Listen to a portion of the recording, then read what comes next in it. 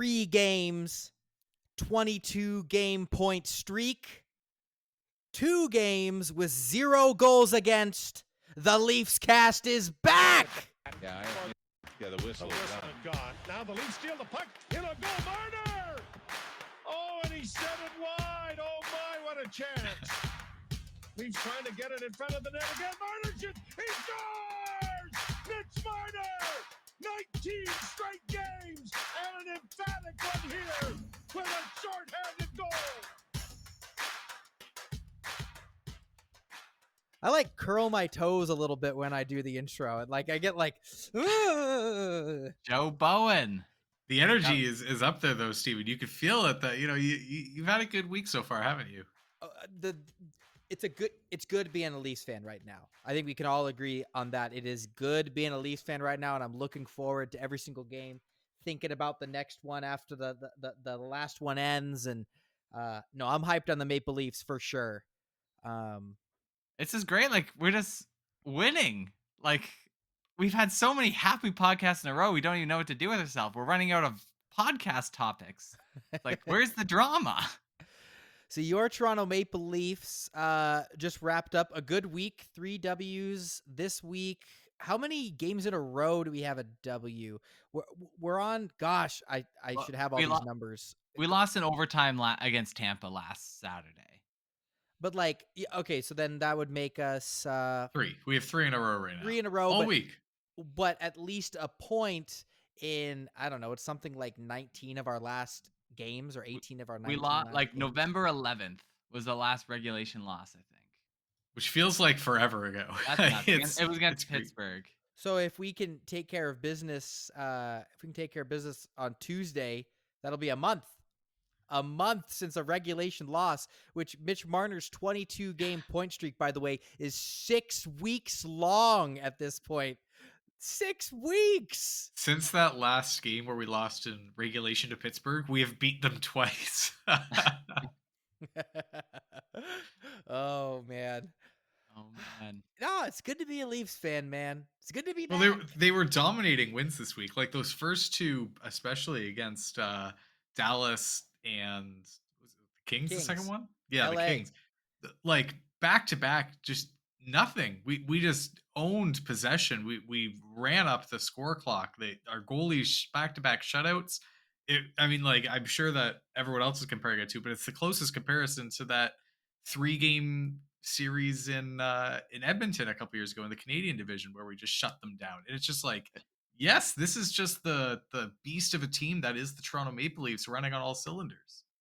It just kind of shows like the potential of this team when everything's going the way it's supposed to, which partly makes it hurt so hard in the playoffs when we don't see that and things just don't click. When you know, like, they can do it. And like, what's unbelievable is these games. I mean, TJ Brody came back this week, which we'll talk a bit about, but we're missing Morgan Riley and Jake Muzzin and putting up these shutout results. And it's not like Leafs deserve both those wins. Very much fun. Yeah. I remember after the Thursday game, which then all day Friday and all day Saturday until the game, I'm just saying the Maple Leafs have not let in a goal in 2 games. The Maple Leafs have not let in a goal in 2 games. And I was like, when's the last time it happened? But no, you're right. I 100% remembered that Edmonton won so we'll be thinking of this for the next 3 years as well. It's always an amazing milestone and really against good teams. The Stars are an absolutely good team, and you shut them out at home in Toronto. Sorry, Toronto's home. That's awesome. The Kings would be a really good team if they got anything better than the worst goaltending in the entire NHL. Accurate. But I mean, like, even still, like, Dallas is 6th in the NHL and LA is 11th. Like, these guys aren't pushover teams. I would be, I'm glad to be beating LA, though, because there's a lot of guys on that team that I want to target around the deadline. A lot of scorers on that team. So keep them down there. I want them selling. Just keep it going.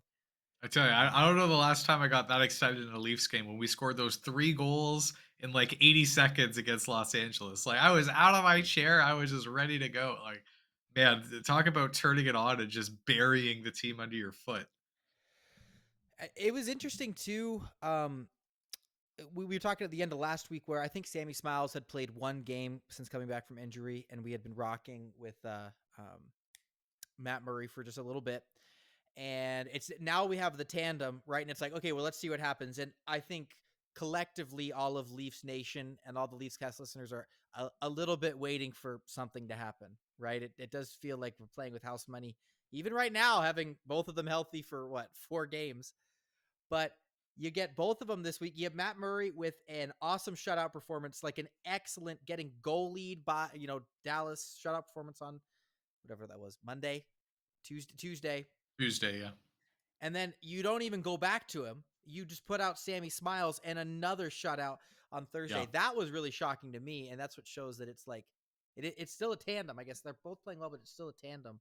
Well, it was interesting that it was Murray who got that start in Dallas in the first place, because he just gave up that, like, he lost against Tampa Bay 2 nights prior to that and gave up that really rough overtime goal, which we already talked about the last podcast. But I don't think we were really expecting it to be Murray coming back out. But Keith played a hunch and said, "No, we got to get this guy back in here. We got to get him back on his feet." And he gives the. I bet the Ottawa Senators never saw Matt Murray give a goaltending performance like that in all the 3 years that he was there. But he never even sniffed that kind of performance. They must be kicking themselves. Like, they have serious goaltending issues themselves. They must be kicking themselves with what Matt Murray's doing for us right now. I mean, in the games they did see him do that, they lost 1-0. Fair enough. You are right, though, and that's been a little bit the talk of the town this week. It's just like, here's the Leafs goaltending tandem, one of the best in the NHL, if not maybe the best in the NHL. And like, kind of nobody saw this coming. I'm not sure anybody saw, I guess, this high for even both of those guys. Maybe Sammy Smiles a little bit because he's done this in previous spots. I guess Matt Murray's won a cup, but like, nobody saw it coming like this, right? Nobody. Well, it was a huge risk on Kyle Dubas to come into the season with this, and I mean, maybe we'll talk about it later in the pod when we get to our topic. But it just like taking the risk on both goaltenders. Neither of them were a sure thing. Both of them could have sucked, and it wouldn't have been outside the realm of possibility. But he went for it, and they're both great so far, which is huge. Like, it's just so much security down the line. And even like this game against Calgary, I wouldn't say Matt Murray had a very good game. Like, it was probably one of our lesser games that he's played with us so far. And that's all right. We'll just throw Samsonov off the next game. And if he's great, we could throw him off 2 games in a row and give Murray a bit of a chance. Or like, just to have that flexibility is something that we've desperately wanted for a very long time. It's what we wanted when we had like Anderson and Campbell, but then Anderson was injured for so much. It's what we wanted when we had Campbell and Mrazek, and then Mrazek was injured so much. And not that, like, obviously Murray's been injured this season, but right now when we have both goalies going, it's just exactly what the plan was. It's what the design of this team was.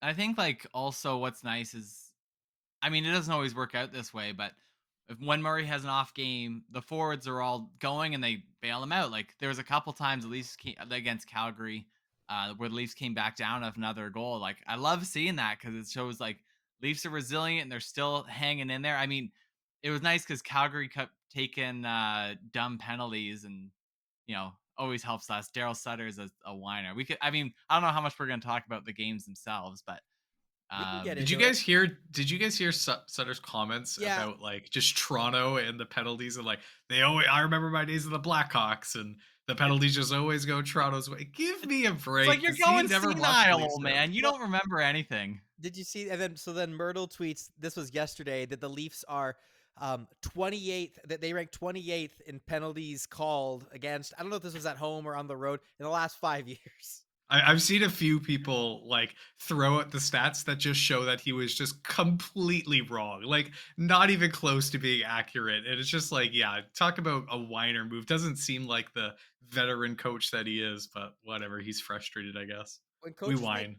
I mean, if I saw my team take a super blatant penalty at the beginning of overtime, like right in front of the ref whack a guy in the face, I'd be a little ticked off too. But it's like 3 of their 5 penalties was high sticking. Like, you're giving the refs no choice. Like, of all the games to whine about, like, give me a break. Matthews was bleeding. The man was bleeding.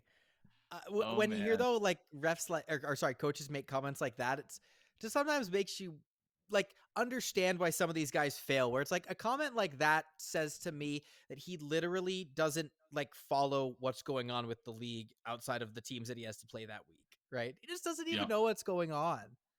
Yeah. So it's kind of funny because like some of the articles on like The Athletic is where I see the most often, but also like Yahoo Sports. But they'll go around and like, oh, we'll poll an anonymous general manager, a coach, or a scout, or like a media member. I don't know, less media, like people with other teams, and they'll ask them questions and like as their expert opinions. And it's like some of the takes they give are ridiculous. It's like, you do this for a living and that this is what you're commenting? Is like, are you making a joke with the media? Do you pay any attention or anything? Or like some of the awards ballots, I don't know if you guys look at them, but they're all like, a lot of them Oh are yeah. published afterwards. And like there's some people that are just like a joke. I mean, how many years ago is now? Maybe 10 years ago. But people didn't know what position Alex Ovechkin played, so he got voted in as a left winger and a right winger. You wonder if, like, because you're right, Tim, but you wonder if someone like the GM or the coach of the team or someone, they're like entrenched in their own team more so than like any media member would be. You know what I mean? Like even us, I don't know if we're classified as the media, but like we probably pay attention to the other Yeah. teams more than like the coach would have to. Like he's just worried about, yeah, like my team and who am I playing this week? That's probably all they need to worry about. Why does like why does Sheldon Keefe need to worry about what Connor McDavid's doing when we play him 2 times a year? You know what I mean? So I maybe give him a little bit of a break, but Well, I guess you're I'm right. saying No then break. don't say anything. Yeah, no, that's Right? fair. That's what I'm That's saying. true. Then just don't say it.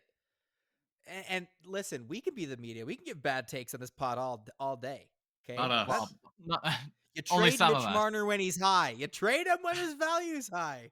Right now. It's hard to get higher. Bring him Is that gonna be home. the title of the pod? You're gonna get all the clickbait listens, and they say, "Oh, never mind, that was just Steven's take." I don't know about any who out there in Leafs Nation is out here striving for Mitch Marner trade topic.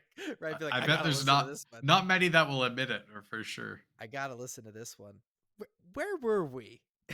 What's the matter with I you mean, we're two? talking about the games. We could talk about that we won in overtime this week. I don't think any of us were expecting that. It just took a power play 2 seconds in. Yeah, Even but then, I was so ready to see the bounce off the shin pad and the crazy dipsy doodle play. But no, Leafs, to their credit, pulled it off. So out on the backs of William Nylander in like peak Willie form. Did you hear Sheldon Keefe on why or comment on overtime? They asked him why he started the lineup that he did. You know, referencing to what Tim had said a few pods ago about the just terrible statistics for Riley, Matthews, and Marner starting in overtime. So he puts, Sandin out there. This is for the listeners. And he said he put him out there because he thought he was most likely to get hit in the face with a stick.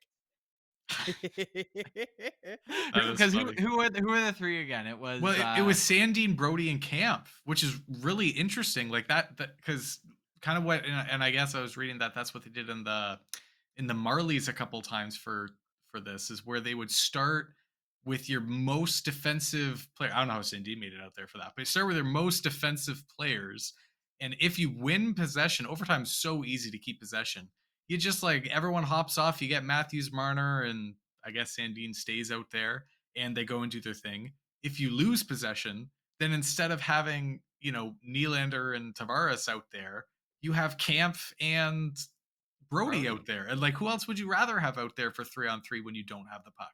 So I thought it was, I mean, maybe a little bit of galaxy braining it, but like, I thought it sounds great. Sounds like a great strategy. I hope we keep doing it. Honestly, this kind of seems like the kind of thing that I could see becoming the new norm. You just put out your best face-off guy and your 2 most defensive defensemen and see who wins the face-off and then go from there. Ryan, you seem to be discounting David Kampf as the most. David Kampf is going to score an overtime winner for us. He can win the face-off and go up the door. That man does not score on important goals. I don't discount it. I won't argue against it. He scored this week. You got to have Brody out there for overtime. And really going forward, if you're going to start 2 forwards and 1 defenseman, it should be Brody because he's the man who can stop that 2-on-1. He's got that in his bag better than anybody else. And he's going to play well last night against his old team. A lot of guys playing against their old team last night. But that's not the plan. Like the plan is to start 1 forward and 2 defensemen until you get the puck, then switch it all up. Like they don't even care how well the players are out there. They're just there in case if we lose the draw. I don't know. I think it's very interesting. Because there's kind of no reason to like think you can't just make a change whenever you want, right? Like once you have possession, you shouldn't be giving it up. Right. You shouldn't be. It doesn't always Okay, go that way. though something that does matter besides getting that extra point last night is the Maple Leafs are a team that are susceptible to a monkey on their back drowning them. And they won a game in overtime. That monkey's off their back. I don't know. Maybe there wasn't actually a monkey. I felt I like think there there was a little was. bit of It a We felt monkey. lost like like there 5 was. in a row. Yeah. That's a monkey. Okay, We 5 said it in a last row. If pod. I'm, We I would Go say ahead. if I'm panicking when they go to overtime and have written them off already, surely the players are doing that. Mhm. Well, okay. I guess a question.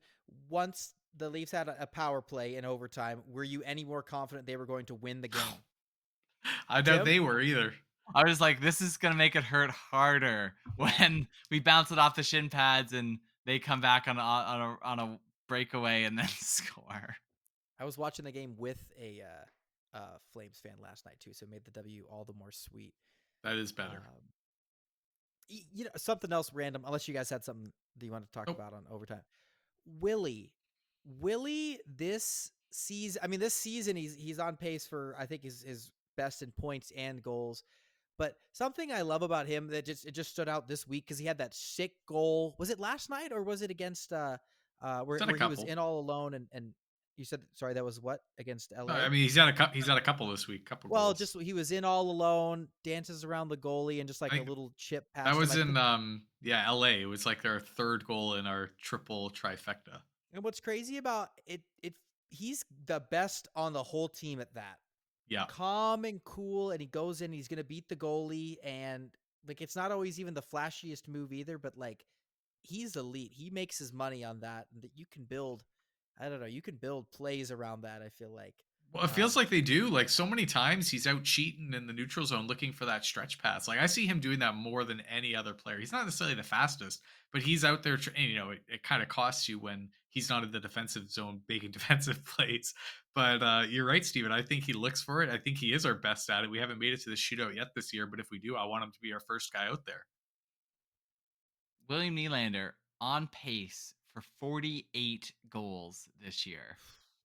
That's nuts. Tim, All right, give me you some guys are more stealing some on-pace- of my thunder for what you guys aren't seeing. We got to move on here. Okay. Uh-oh. Let's hit a couple bits of news and then we'll get into our topic of the pod, a reoccurring seg. I think we've done this like 3 or 4 times now. What you guys aren't seeing, but a little bit of news. So, in the LA game, Pierre Engvall gets a game misconduct for a stick to the skull of a Maple Leafs draft pick, Sean Durzi, and he gets ejected from the game and a 1-game suspension, which he served last night. So that's done. But the first suspension for Engvall, the first suspension for a Maple Leaf this season, and I think so. something to talk about. Any thoughts on the suspension? I mean, it was only a 1-game suspension, so maybe I won't go too hard on like the most inept person in the entire NHL organization, George Peros. Anyways, was it like a bad high stick? Yes. Did he deserve to be thrown out of the game? Yeah, I think Durzi kind of was playing it up a little bit. Apparently, he had like tons and tons of people in the stands. Like he bought all these tickets for family and friends. 200, and the team got totally embarrassed. I mean, like, then he made an embarrassment of himself roll around on the ice. But anyways, Pierre Engvall, did he get like kicked out of the game and then suspended for an additional game? It's like, okay, if you want to keep the NHL safe, go ahead. Do I have any faith that he's going to suspend the next play like this? No, I think it's ridiculous. So like, he could have let it go with a fine, and like it wouldn't. I don't think you'd see anyone complaining about it. I would be complaining about it. I think it's stupid. The guy, they're like kind of tussling around. Durzi gives him one final shot from behind, which you see every single game. And Engvall turns around and like lumberjacks his axe into his head. It was like totally intentional, just like up and coming down onto his head. It's completely unacceptable. I don't care if you have like a lapse of judgment. It's not like the most dangerous thing. I don't think he's probably at risk of a concussion or something. It's not like some dangerous hit from behind you see, but you're responsible if you're a stick. It was absolutely an intentional thing. It's not like what we even saw last year from Matthews, where I guess you could say that, you know, it rode up on his shoulder and maybe he wasn't trying to go for that. Engvall was aiming for the head with this, and it's completely inexcusable. Absolutely should have been suspended a game. I wouldn't have even blinked if he was suspended 2 games. The fact that he's like definitely not a predatory player. Like, this is not who Engvall is. He has no history of it. Means that I think is why he only got one game. But I think it would have been ridiculous if he didn't get any. If that happened against us, you would be saying, how can that be? Absolutely should be suspension. I know they've let more stuff go this year, like with fines. Like they're so inconsistent with anything. It's like spin the wheel. I'm not defending George Peros and the wheel that he loves spinning, but I'm saying this time he got it right. This absolutely should be a suspension. I almost felt like it was a knucklehead move, and where not having Pierre Engvall in the lineup for a night really didn't affect anything, in my opinion. The game misconduct. Well, it's because Pierre Engvall doesn't affect anything. But the game misconduct certainly affected that game, and it's just, I don't know, something to keep in mind where he doesn't have a track record of this, but like that kind of knucklehead play, if that, that was a 5-minute major, right? So we were on the penalty kill for 5 minutes. Yeah, that was huge.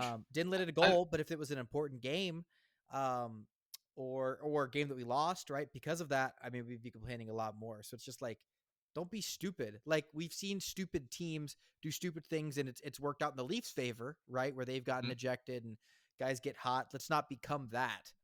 I mean, just this week, I think it was the last game, you saw us get on a power play, then Wayne Simmons goes and decides to punch someone in the face and even it up. Like, you are supposed to be this veteran presence on the team. What are you doing? This is not why you're here. Like, that completely turned me off Wayne Simmons. I hated it. And we're already off Wayne Simmons. That is why he's here. He's not there to do that. Like, you're there because you've been around the league, you've played 1,000 games, you know what you can and can't do. You know when you're allowed to go and punch a guy and when it's not smart to. And he just like somehow lost it in this meaningless game. Like, I don't know. That one really annoyed me. All right, one more bit of news. So again, from that game against the LA Kings, Nick Robertson takes a hit in the corner. It was a little bit of a questionable hit because he didn't even really have the puck. It was kind of just actually, I think it even got called for interference in the game. Yeah, it did.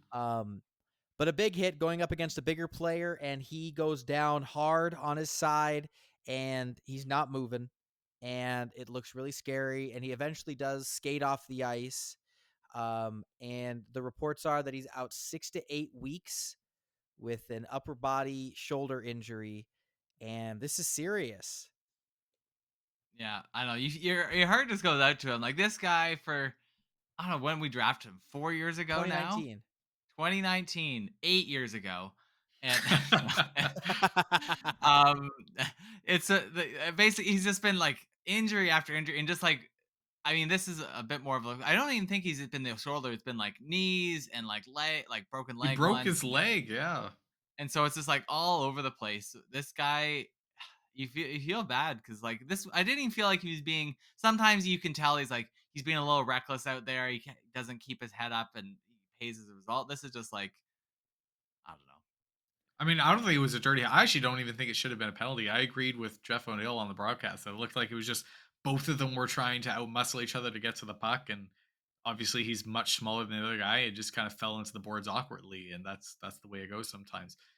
It's just like, it felt like this was going to be the year that Robertson finally took that step and established himself as an NHLer. You know, like we were waiting for it for Sandin and Liljegren, and they have now taken the step. Liljegren probably, I'd say, even took that step last year. And even like this season, while he's healthy, he was still like on that fringe. And you're just like, he's just got to get in there and play more and get more reps and see more NHL ice time, and he'll get there. 2 months he's going to be out, and not even like out with the Marlies or like even practicing with the Leafs, but just a healthy scratch. He's going to be out doing nothing. It's just like, this is still a young guy. He's still in development. It's got to just be like even mentally exhausting on him to have to go through this over and over and over again. It really sucks for the Leafs and for the kid. So one of my favorite things, shout out mom. When there's a big hit, Barb gets involved. Okay. She's out here flexing those medical muscles here. dissecting the play. So I put this in front of my mom and my sister-in-law, Cassie, two medical professionals. All right, here's the diagnosis. You guys ready for this? And watch it be true, by the way. Because so it's 6 to 8 weeks, no surgery. Okay. The diagnosis from Dr. Mom is a dislocated shoulder, dislocated collarbone. And that's why he wasn't moving, right? Because it was popped out and kind of why he was hunched over and holding on to that area. But there's no surgery but they waited a minute to let us know what was going on because of the potential of like a torn rotator cuff or something like that. So a dislocation in the shoulder, probably like allegedly. No, this is legit. This is 100% legit. I put it in front of two medical professionals. That's more Okay. than that's more medical professionals than is on all of Twitter. Okay, Oh, I'm sure. Are they Twitter or Twitter verified? Dr. Mom. I mean, I cross-referenced that with all the information the Leafs have released, which is that it's his upper body, and it seems to align. So. Oh, okay. They're onto something. All I'm saying, I bring it up because I'm a whole lot less concerned about a dislocated shoulder than a torn rotator cuff and a dislocated shoulder is not tear. But it's not the kind of thing that will be a reoccurring injury or lasting effects. It absolutely will be a reoccurring injury. Like as soon as that shoulder pops out, the joints are weakened, and like it's much more likely to be popped out. Yeah, again. but it's the same thing that once it's popped out, it's significantly easier to pop back in, and it's not like the recovery time is much shorter the next time. Like it's not like the next time. But you don't want it. Like this isn't good news. No, but it's better than at least a broken leg once it heals. I know people, Tim, who just have dislocated shoulders. They'll come to work and they'll dislocate their shoulder and they just pop it in themselves and they continue on the rest of the day because it happens. Are they in the NHL though? It's nothing. Like sometimes people's shoulders are just weak, man. I don't know. I played beer league with a guy and he dislocated his shoulder in our game, and he goes into the dressing room, pops it back in, and then comes back out. But there you go. But we went into the dressing room after the game, and there was a beer in the so he brought a beer with him, pops his shoulder back in, and then goes back out. Right. Someone get Nick Robertson a beer. Yeah, exactly. That guy on the Maple Leafs. Okay, segment time. Yeah, let's do it. All right, a fan favorite. Do I have a sound drop for this one? I don't think so. It's your game show one, I think. I do that one. That's the one for everything now. That's just everything. I don't think there's a designated one, no. What you guys aren't seeing. Time for a new soundboard. Where's that intern? Time for me to put some effort into the sound of this podcast. Listen, Mitch Marners put in all the effort these days. All right. What you guys aren't seeing is a segment where we all watch the Maple Leafs. We're all watching all the games, and we all think we're seeing the same things, but are we? Okay, we each have different eyes. Everybody in the Leafs cast has bad eyesight, but we all catch different things in the game, so we're going to talk about it here today. That's it. That's the intro. I hope I did. It was good. No, you nailed it. Well done. What you guys aren't seeing. I mean, you nailed the intro, but like, do you have any substance behind this topic? You were the one that proposed it, so let's hear your first insightful comment for us. Ooh, okay. Tell me what I'm not seeing. Tim probably didn't even prepare any. He's just here to shut down mine and Stevens. Ryan, that's my secret. I'm seeing it. What you two bumbling, moronic, fraudulent charlatans are not seeing about the Maple Leafs is that despite all of the skill and all of the success of this season, the Maple Leafs still cannot score goals. The thing that has walked us out of the playoffs in Game 7, 3 years in a row? 5 years in a row, but we cannot score, and that is what causes us to lose these key games. Now, I bring this up recognizing that the Leafs have a lot of success so far this season, so I will what's the word here? I will my what you guys aren't seeing with a second question. Is that a problem? Okay, the Leafs cannot score, but is that a problem? Because the Maple Leafs have let in close to the fewest goals allowed on the entire season. Really, them and the other really good teams, they have that in common, but I'm saying that we are still significantly less than teams like the Lightning, teams like the Penguins, the Knights, that kind of thing. So Are you saying that the Leafs are better defensive team than offensive team? Because I seem to recall a prediction contest earlier in the year where one of us predicted that that would be the case, and two people said that that one person was not off their rocker. Anyways, um, Shut up, Tim. I'm confusing myself. I don't know. Are Is we not scoring? I mean, this is a bold time to pull out that stat. We've been scoring pretty good. We've scored 4 goals or more in the past 4 games. No, We've 3 scored games. four goals or more in 7 of the last 8 games. I did the math earlier before Steven even brought this up. I was ready to debate you on this one. I think that, Steven, if you look overall in the season, it's down.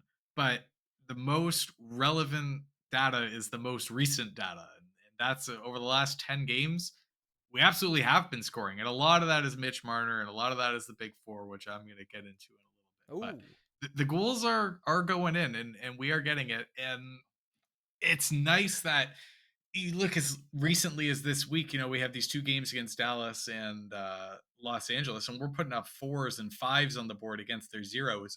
But when Calgary shows up in town and our goaltending and our defense isn't that great and they get 4 themselves, we're still able to keep pace. We're still able to put it up against a quality team like Calgary and get 5 goals. I mean, 1 in the overtime. So I guess 4 goals on them there. And we're getting it done when it counts. I don't know if I'm buying into this. I So know. I think you are correct, and this is kind of coming into one of mine. But the Leafs saying the Leafs as a team can't score is not correct. But the bottom half of the Leafs not scoring, that one I would say is correct. Like the Leafs have been so hot for the past month and the past week. They are driven on the Leafs live and die by the performance of the star players, and right now the star players are performing, so everything is good. But like I think it's overshadowing a lot of the lack of scoring from the bottom of the lineup. I mean, we bring Kerfoot up all the time. We always we've been clinging to the hope of Nick Robertson being the savior for the bottom of the lineup and scoring, Mhm. and that's clearly not happening now for the next 8 weeks. But um, I concerned about the bottom half of the lineup not scoring. I don't know. I keep going back and I look at like how talented the top end of the lineup is, and part of me says that like I have nothing to worry about. These guys can outscore anyone. And then I look at the past 500 playoff series in a row and say like I've been here before. the Yeah. when I say the Leafs can't score, I'm not saying the Leafs are a bottom 5 scoring team, but what I'm saying is the Leafs are a team, all you hear it all the time. All the money goes to the offense. And I know it's these 4 guys, but like historically, with all those 4 guys, the Leafs are a top 2, 3, 4 scoring offense, where this season they're middle of the pack to, basically just right around middle of the pack. Part of that's the style of games, which is why I say, is that a big deal? Because, we're getting excellent goaltending right now. And you look at some of the teams that score a ton, it's because they need to, right? Because they let in Like the 5 a Buffalo night. Sabres. So it's just maybe a little bit of it is me needing to come to peace with the fact that like this team's just different than different old Leafs teams. But anyway, that's just something I'm seeing. I look at every single night like, can you hang 5 on them? Can you hang 6 on them? Where's the Yep. killer instinct? Can you just bury them? Yeah. I mean, I was kind of thinking the same thing as I guess both of you were kind of saying it, but like I there was a quote that Jonas Siegel tweeted, and it reads that the Leafs have scored 64 goals since November 1st. Our big 4, Matthews, Nylander, Tavares, and Marner, have scored 42 of them. That's 66%. So that's 1/3 of our forwards are scoring 2/3 of our goals. And that's crazy. Like, that's a ridiculous. I bet there's no other team in the league that comes remotely that close, other than maybe like Edmonton, because 2 of their players score half of their goals. But maybe it's Buffalo, one player scores all their goals. yeah, that's true Maybe too. Buffalo. But it's just like a crazy variance from the top half to the bottom half. But here's what I'm thinking though. I think that it might not be the worst thing, because we have an outrageous record right now. We're doing very well. We're like 3rd in the league. We're like 3 points out of 1st in the league. I think Boston won tonight, so they got a little bit further ahead of us. But we're doing incredibly well. It is almost impossible for our depth scoring to get any worse. And our big 4 isn't even at full potential here. We still have our Hart Trophy 60 goal scorer Austin Matthews just like heating up at this point. and half of our defense is injured. So like I think that you're right, Steven, but I think that the parts that are bad can only get better, and the parts that are good also will get better. So I think that there's hope moving forwards. Speaking of the record, the Leafs are currently on pace to be better than last year, which was the Yeah, best ever. who predicted that? I don't know. Okay. I think all three of us said that that was unlikely. Cue Okay, the we music. didn't believe in the goaltending. Cue the music. Somebody go. All right, I will go, since you already got me on this big four talk here. But William Nylander, as you guys were trying to steal my thunder earlier on, you bunch of jabronis. Listen, when we're talking about the big four, Tim, tell me who the big four are. List them. All right. Well, Pierre Engvall is 6'5". So All right, shut up. The order that every single person, other than someone trying to troll me, will say is obviously Matthews and Marner is number 1. Usually Tavares is number 3. Some people would say Morgan Riley is number 4. The Nylander's the forgotten piece at the end. He's just not the centerpiece of the big four. He's like the tag along. He's like the little brother of the big four is what he is. Tim, you mentioned it already in this podcast, but he is on pace for 48 goals this season. That's more than Tavares had in that miracle season, his first year here with Mitch Marner. He had 47 that year. 48 goals for William Nylander. He is on pace for 93 points this season. 93 points. The story of this season is not Mitch Marner. It is William Nylander. He is the one who has become more than he has ever been, and he is the story so far of the big four this season. Tell me I'm wrong. Okay, I'm not going to say that William Nylander's been a better player than Mitch Marner this season. I'm not saying he's been a better player, but he's been the story of the team. He's been the bigger story. He's from what you expected Nylander to be to what he is, and what you expected Marner to be to what he is. Nylander is far better. Marner's currently on pace for less points than he had last year. Nylander's on pace for 20 more points and 20 more goals than last year. And that was after like a career year last year. Yeah. He's gone from like just like the fourth piece of the core four to a lead member as to why we have the record we have now. He's definitely taken himself out of any of the trade discussions, right? Because now he's outperforming that contract vastly. Yeah. I'll agree with you to say that he's a top 2 story in the Maple Leafs this year. Something I think of when I watch him though every night is there's 2 players in the Maple Leafs I think that just like could outside of I guess like Austin Matthews, so whatever, 3 that need no one else there to score goals. They will cut through the entire team and get to the net and score goals, and that's Austin Matthews, William Nylander, and Dennis Mulligan. Okay? I believe in that. And so when I look at, I was just saying it before about William Nylander, right? Cutting through the guys, he gets right in front of the goal and he's not going to miss. Sometimes I wonder if he's maximized by playing with, or sorry, the Leafs are maximized by playing him with an elite center when he doesn't always need it. He needs the ice time, but like very rarely do I feel like Austin Matthews or John Tavares set him up with this opportunity for him to score. He has the puck and decides he wants to score, and then he does it. Maybe. I think like where he benefits though is like by having that elite center there is just enough to distract the other team. Like he's not the one that's going to outmuscle 3 guys and work for the puck. He's like, he can go through a player like cuz he is cool hands and he has like a pretty good shot. But like I think you put him on the third line where all of a sudden he's the focus of everyone. I think that is not setting him up for success. Like I think he's doing so well, like obviously playing with Tavares for the first part of the year, and Tavares is like having a really good season. Then, I mean, since being with Matthews has to be the focus. Like even Matthews is like in sleeping dragon mode where he's maybe not full force Austin Matthews. Still is like a huge focus of all the team's defensive plans. And like, I think William Nylander is still a bit of a secret around the league where they just, these people that don't know anything, they listen to the Toronto media that throws them under the bus. Sometimes rightfully so. William Nylander in the offensive zone is a totally different player than William Nylander in the defensive zone. It's because he doesn't go in the defensive zone. He just waits for it at the red line. Hey, it's good for his goal total. Right. Something I'm saying, like, I wonder though, with just like how he plays right now, if they ever consider a super line top line of John Tavares, Matthews, and Marner, and then Nylander on the second line with David Kampf and Michael Bunting.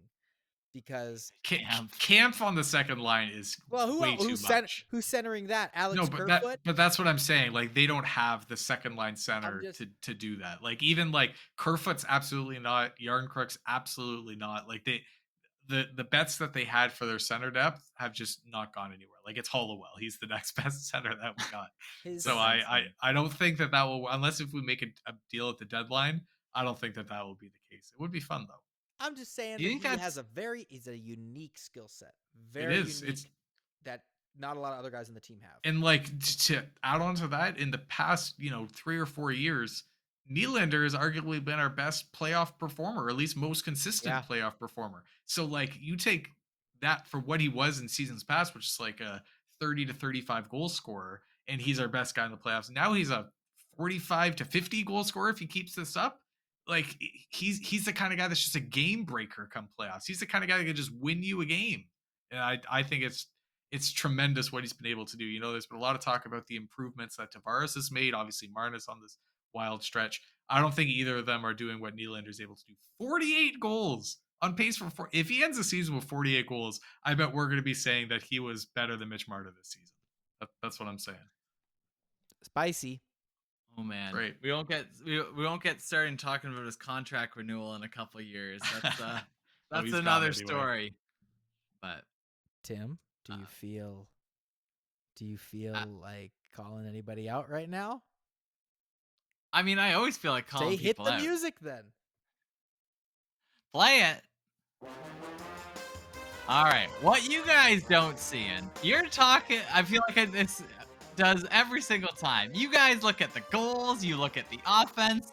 Ryan doesn't. William Nylander doesn't cross the red line, come back the other way, and he's saying he's the best guy of the year. On defense this year, you guys just keep me around to talk about the defense. It seems Morgan Rielly has not played in a month, and we're not talking about the fact that the Leafs are one of the most elite defensive teams in the league. So what you guys don't see was the Morgan Rielly injury was a blessing in disguise. For the first month of the season, Morgan Rielly was being leaned on by the Leafs as supposed to carry the Leafs defensive efforts. He's not that. We were a mess defensively. The forwards didn't care. The defense didn't care. And obviously it wasn't working. Since Morgan Rielly's injury, and also came with Muzzin's injury and Brody's injury all together. But the Leafs have come together as a defensive unit.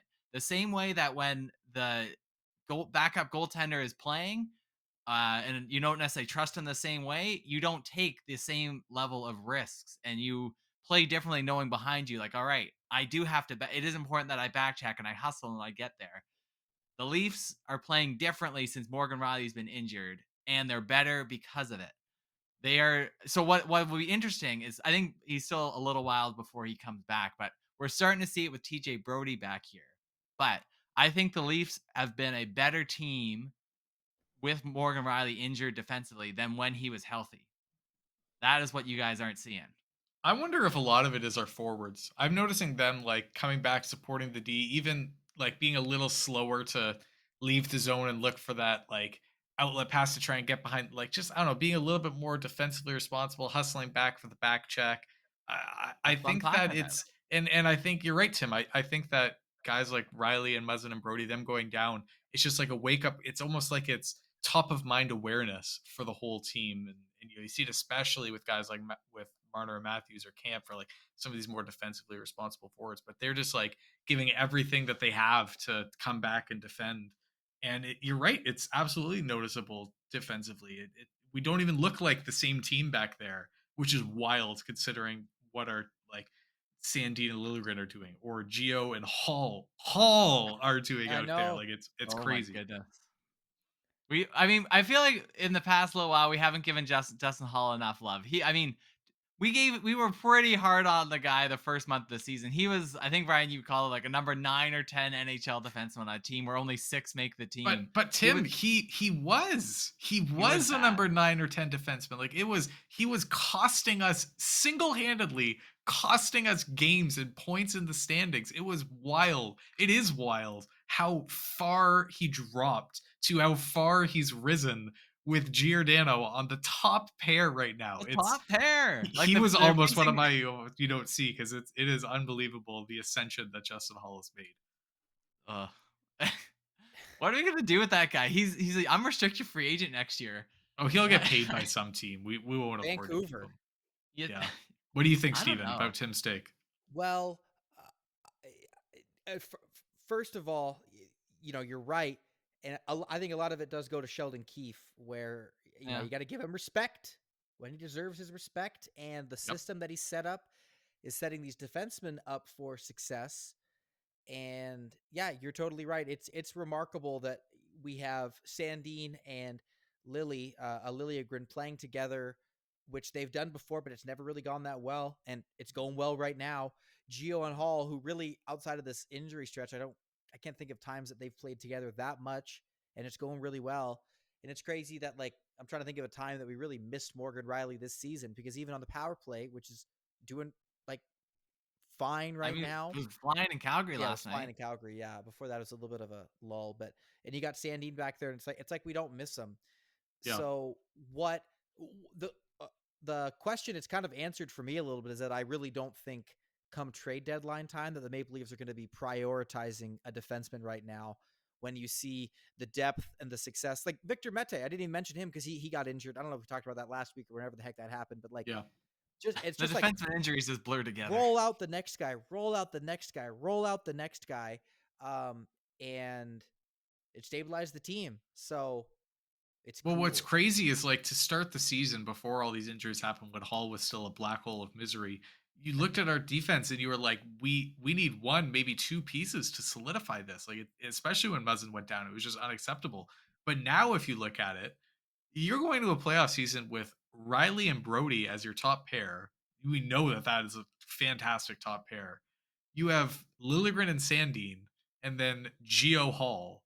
And in the weeds, ready to come up, is guys like Mete and Ben, who have shown that they could be like Jordy quality Ben. Didn't NHL even mention defensemen. Jordy Ben. Yeah.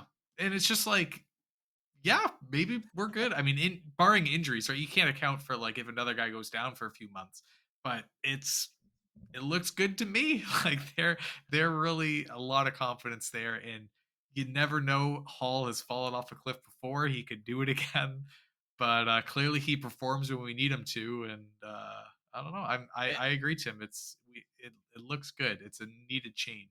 It'll be really interesting. I mean, it's also been a bit of a blessing in disguise just to give those guys a little bit of a runway. Like, I remember we less about defensemen, like forwards playing, but goaltenders playing.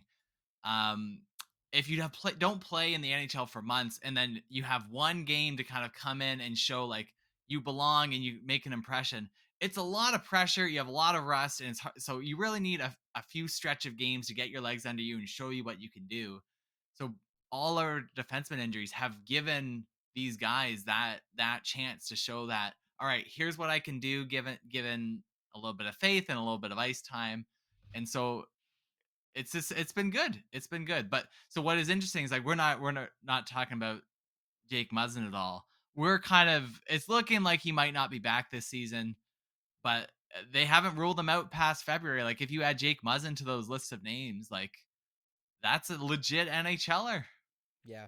I mean, it'll be. I mean, I'm not counting on that at all. Like, I don't think No, that's even. I don't even think that's close to a consideration. No. So, but I mean, that's $5.6 million of cap space. We can fix our bottom six scoring. I mean, really, it's only like 3 point something, because we're already over the cap, right? Yeah, Like, that's true. So it's not that much. But am I wrong though? Like, you have to assume right now, Kyle Dubas is looking at the team saying, like, we don't need to trade for a defenseman at the deadline. Like, Jacob Chikrin's not a priority. Eric Carlson's it seems not a like the priority. depth scoring is the higher priority at this point. So, which could change. Like, it could change pretty quickly, right? But like, all it takes is for Kerfoot to start actually playing like the NHL player we know he is, and Bunting to start putting some in, and maybe like Yarncrook to do something, and then all of a sudden Bunting's been pretty good lately. He's been coming back around. You're right, but I guess 8-game point streak. They're tracking all the point streaks now. I think Austin Matthews is on a 7-game point streak. It's you never know, like these storylines of what do you need could turn around pretty quickly. It honestly it wouldn't even take that long for goaltending to become a question again. Like Murray gets injured, Samsonov has a few bad games, and all of a sudden you never know. But that leads me into the next Whoa! what you guys aren't seeing. So get that soundbite ready, man. Listen, This guy transitions. for goalies who have played at least 10 games so far this season, you know where our goaltenders rank in save percentage? Tell me. Number 2 and number 4. They're both in the top 5. Samsonov trails only Linus Ullmark, who's playing on literally the best team in the league right now in Boston. And Murray is right behind Hellebuck, who's a former Vezina winner. That's it. That's where our guys are. Now, Campbell was fun last year. You know, he's the Atlantic Division All-Star. He was playing pretty well, playing really well to start the season. But it could all crash and burn pretty quickly when you're dealing with one guy and one guy who has a track record of being pretty inconsistent. But when you have two horses who are in the race, two horses you could like rely on both for injuries and just for being hot, like that's everything. It's easier to load manage. It's easier to be more reliable down the stretch. It's easier to find that hot goalie come playoff time. And at this point of the season, we're now like 20 something games in here. I think it's safe to say that goaltending is going to be a strength of the Toronto Maple Leafs going down the stretch and eventually in playoffs. And I'm not saying that the goaltending is going to be as hot as it's been now. I'm not necessarily expecting both of our goaltendings to end with like a 930 save percentage, which is incredibly impressive. But I think that other teams are going to be putting respect on the Toronto Maple Leafs goaltenders come playoff time. That they're not a couple of ring dig goaltenders here. They're someone to be trifled with. That's what I think. I'm committed. They've sold me. Sold. Goaltending is a strength of the Toronto Maple Leafs. I'm not sure I see that. I don't know. Well, the idea of saying both of them, right? Like, because we've Campbell going into the playoffs last year. Gosh, I think he was good going into. I can barely remember, but like I think he did pick it up a little bit. He bottomed out in like February, and then showed enough flashes. Like not Vezina left, but at least like NHL caliber goaltender. So like we always have at least one guy, at least one above average goaltender going into the playoffs, but we've never had like two good ones, right? Like at this level at all. So it almost that's crazy to think about having that in your back pocket once the games start to get really serious. And it's not a small sample size anymore. Like obviously it's not like a whole season, but like 10 games isn't nothing. That's like 10 games over the course of 2.5 months or 2 months or whatever. Like it's they're doing it consistently. Like I think Matt Murray's had one bad game, one average game. Samsonov has had 0 bad games, I'd say. And our defense is non-existent. Like I don't know. It's still a bit of a small sample size to say it's a strength. Like, have they been good? Yes. Have they been great? yes. Yeah, they've been great. They're both top 5 in the NHL. They're ahead of guys like Shesterkin and Vasilevsky and like I don't know, like go down the list. Well, every other goaltender other than those two I said. I'm not quite sold yet. You shared that list earlier in the week, or maybe it was last week. I think it was this week.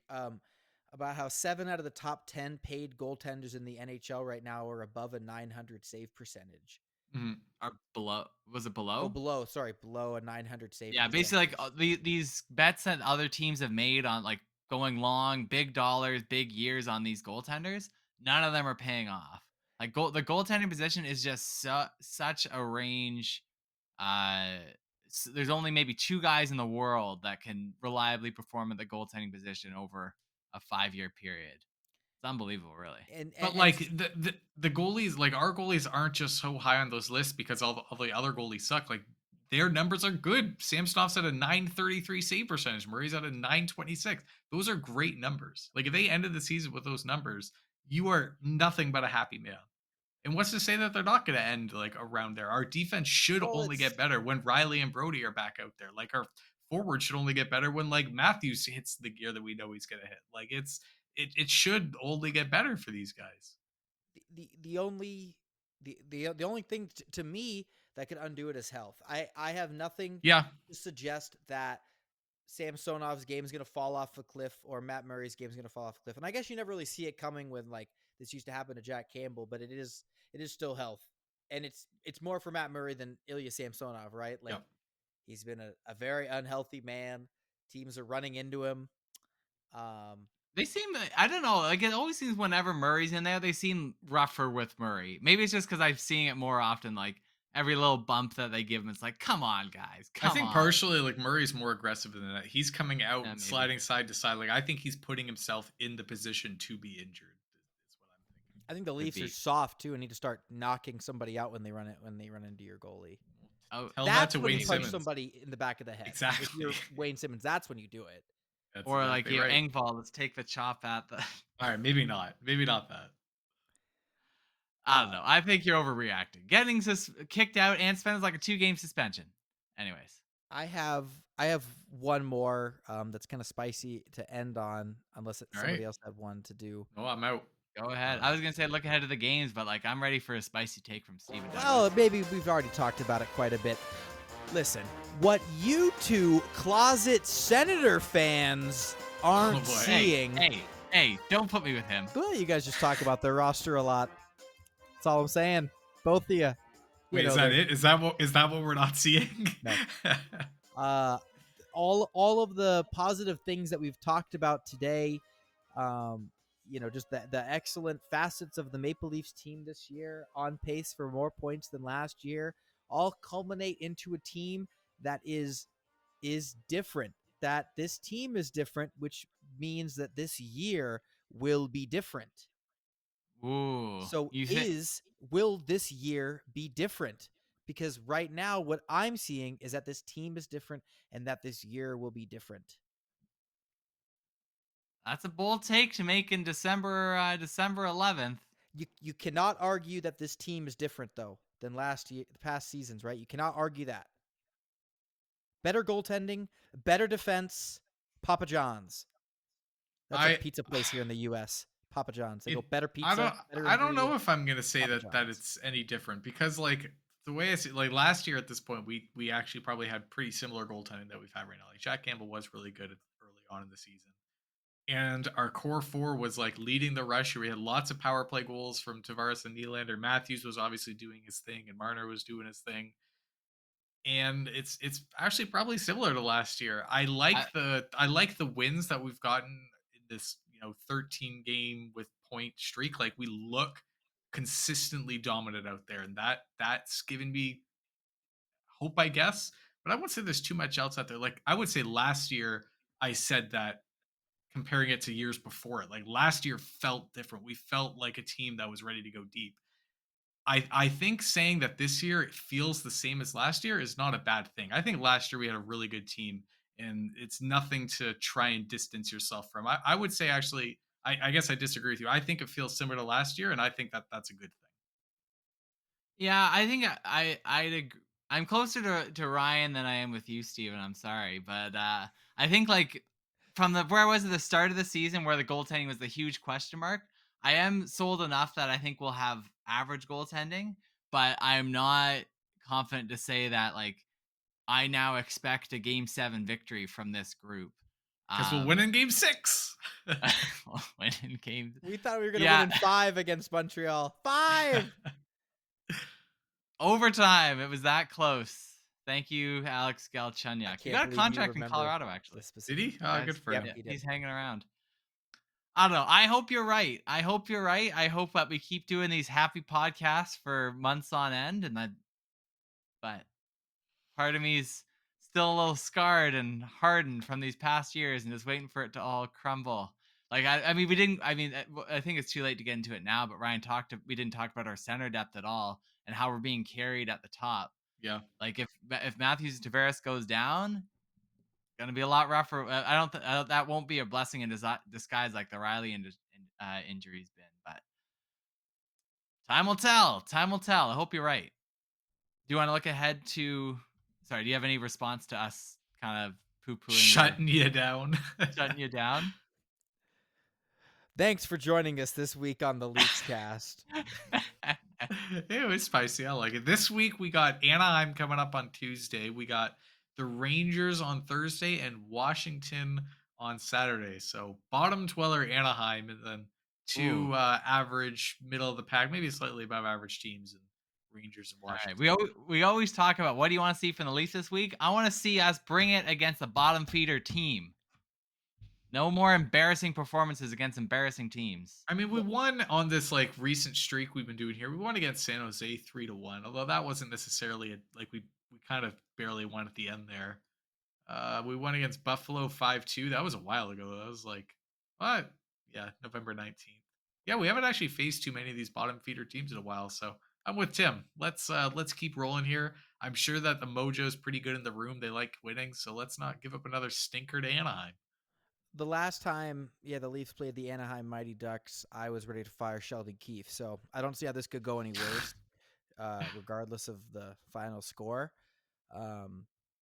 But I'd love to beat them, and we'll be at home too. The last time, right, it was at the end of a long streak. So no, for me, it just keeps going back to the goaltenders, right? We've got this tandem. We'll see both of them this week. Honestly, don't know who we'll see either night. I mean, I guess there's really no reason to expect either guy. And then the other thing I'm looking to see is the audition that's going on second line left wing. So after Nicky Robb went out, it was Dennis Malgin slotting in on the right side. Didn't And I look thought great. it was telling that they did not put Kerfoot up there. Kerfoot's a little bit in the doghouse right now, and I don't think he's going to get that shot again. I don't think he'll be up there this week. I don't know, because I don't think Mulligan looked in particularly great up there. It would here's the thing though. Would your team not be so much better if you can get Kerfoot going? Like if you just leave him in the doghouse for the rest of the season, all you're doing is hurting yourself.